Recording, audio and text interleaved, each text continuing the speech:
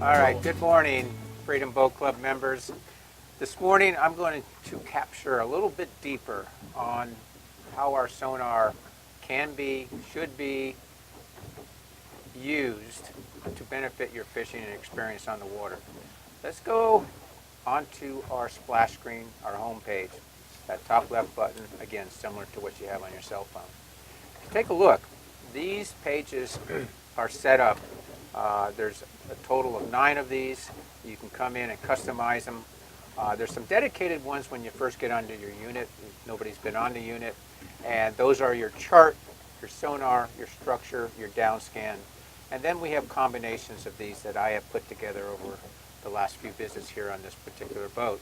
You can also come down and customize them. Customizing is simply a matter of moving items around, certain icons that you want on it.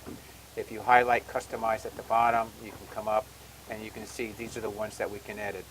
Going back to what I just said previously, you have dedicated screens of your chart, your sonar, your structure, as well as your downscan. So let's just exit out of here just for a moment.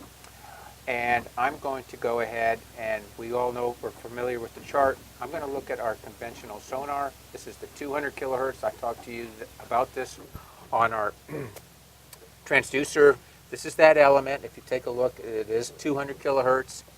If you hit your return button, you actually have things that you can do here. Right now we're set up at high chirp. Our sensitivity is A+3. This is about normal for these conditions and what we're into here. And our range is set at auto for 120 feet. Now, you can go in here and have more options or advanced options, most of which are preset. This unit pretty much out of the box does everything that you probably need it to do. So these advanced settings, if you're really tech-minded, there's something you can take a look at. Real quickly here, we've got noise rejection, our scroll speed is normal, our ping speed is maximum. Surface clarity, there's not a whole lot of, we're not getting a whole lot of interference from the engine. Generally, when you get into the older 2-stroke engines, you'll see that on the surface clarity. That's the top here. But one thing I want to point out is that any of these rejection and these filters that you put in here, like surface clarity, are simply filters, and it is that. It's going to take away from the quality and definition of what you're looking for. So if it's looking good, I consider this a very nice, clean, crisp, clear screen. I would leave it just the way it is out of the box. If I go ahead and back up, we have more options down here at the bottom. Now, Danny and I have had a number of discussions, and he comes from quite the old school and prefers a white screen. But if you wanted to, you can also have different colors of your palettes. I'm colorblind, so I tend to like this. I go into a more blue screen. He's got the one at the top. If we take a look at this, now we have a blue screen coming up on top of here. Okay, so you can virtually come into here and select any of these. Also, if you take a look, you also have fish IDs. Fish IDs, they're pretty neat. They do actually estimate where a fish is in the water column. It gives you a fish symbol.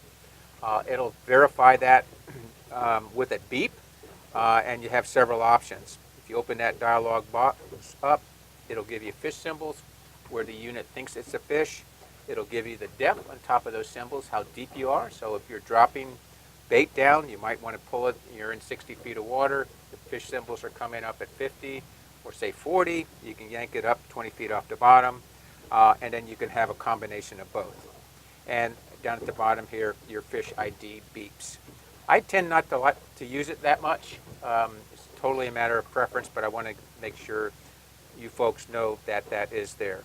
And especially if you're short-handed, a lot of times if you're not doing anything, you're not paying attention to the screen, and you get a couple of beeps, it is a handy reference for that particular item to be turned on. So again, fish ID, that's on this one here.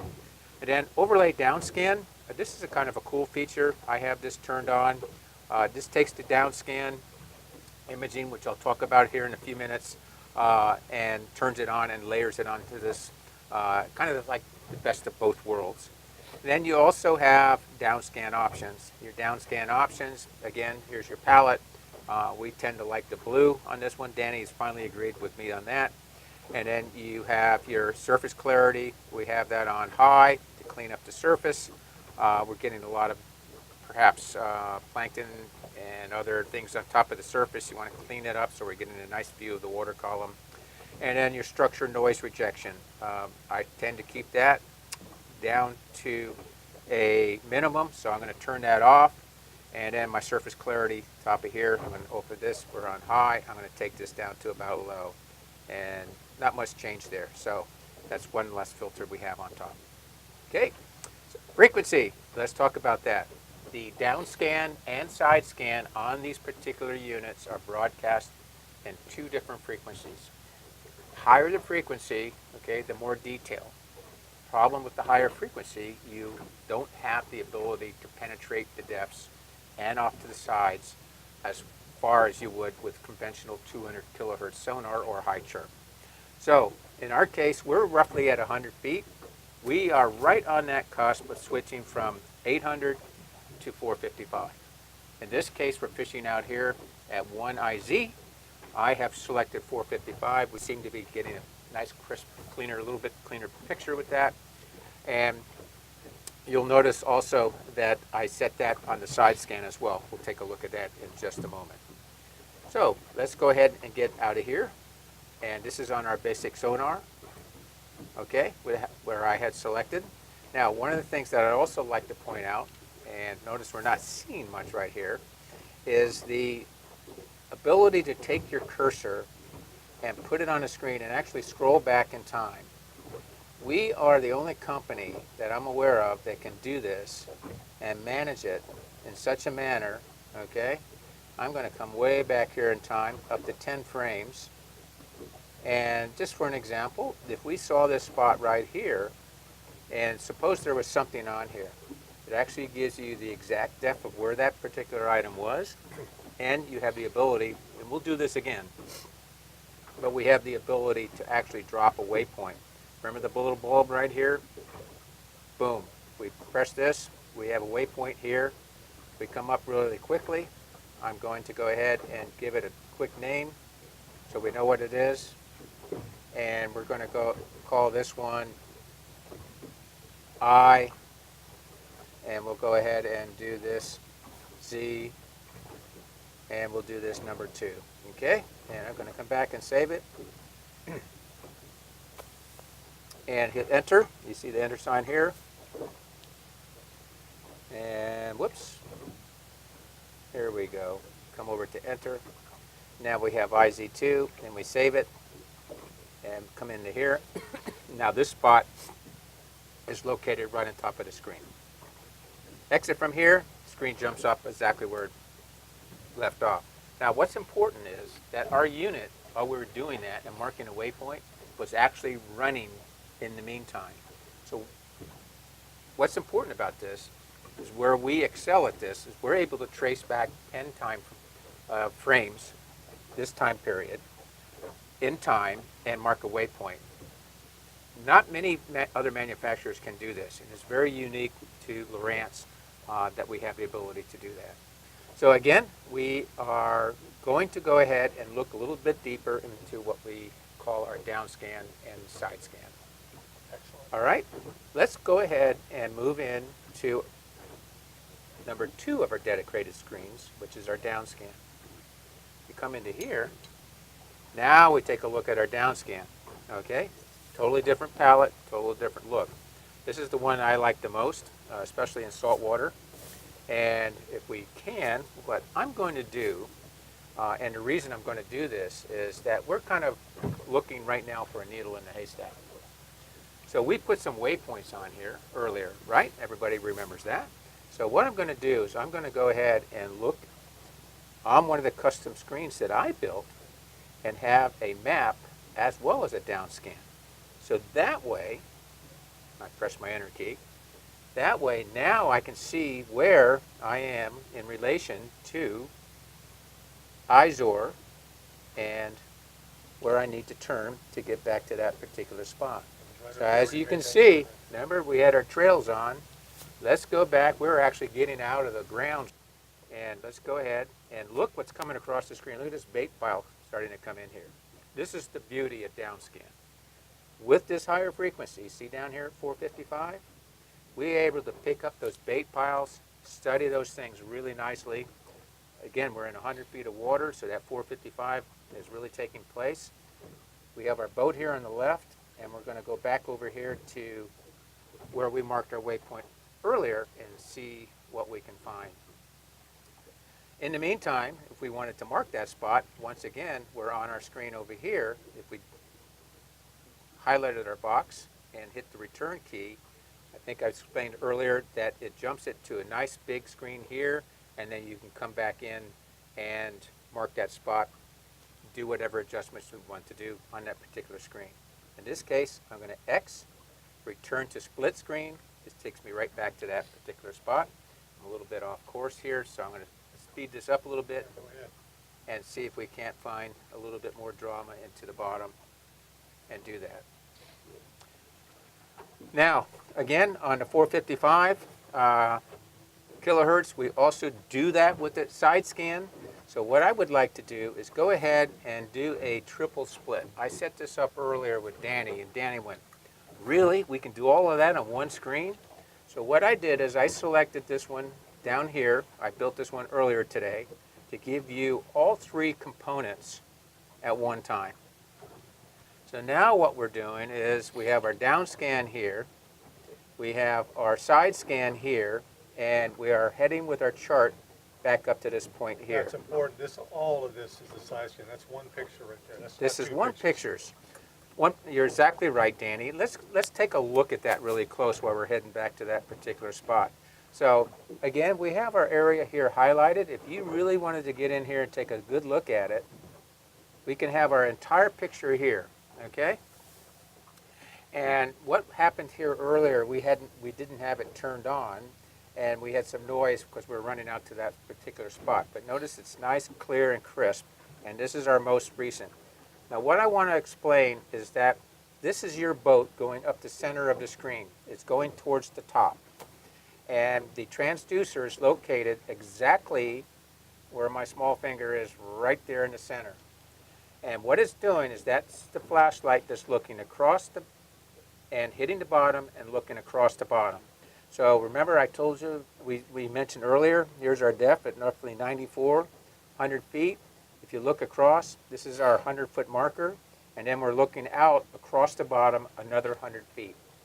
So the benefit of this is monumental, because what it does, it gives you a perspective of anything that you see within this picture, whether it's to the left of the boat, to the right of the boat, but not only that, it tells you how far away from the boat that particular item is.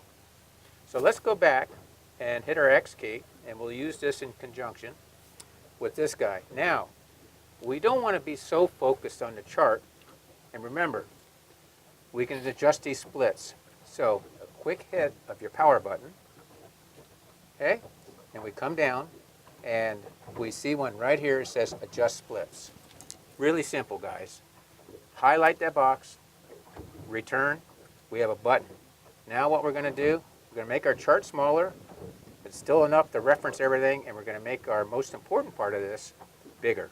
So once we do all of that, return button, now it just resized everything right here on top of your screen.